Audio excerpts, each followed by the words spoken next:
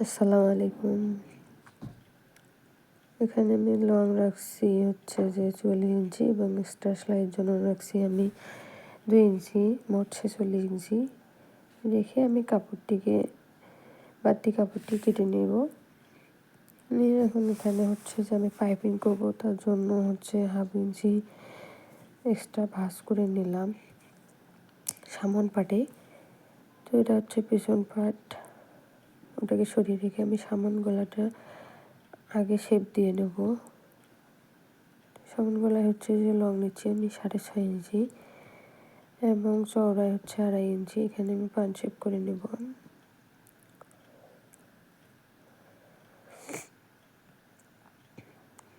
হচ্ছে যে সেম পেছন গলায় 2.5 ইঞ্চি নিয়েছি।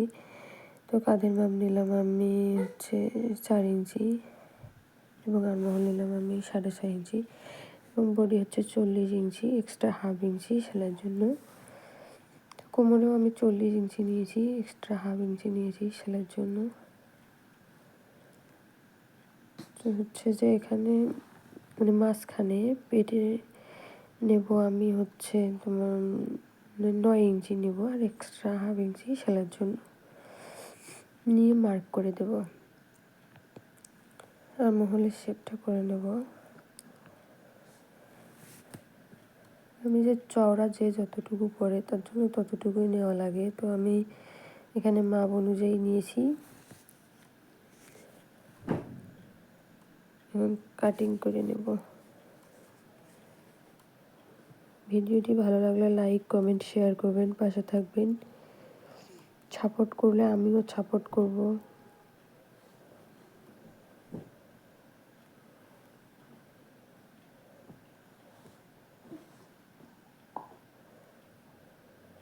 নিচে একটু হালকা শেপ দিয়ে নিয়েছি।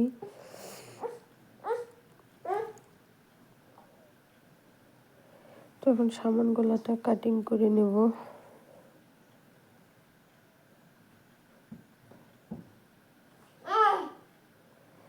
ওটা হচ্ছে ভাঁজ দেব যখন, ওটা ভাঁজ দেওয়ার পরেই ওটা কর্নারটা মিলে যাবে।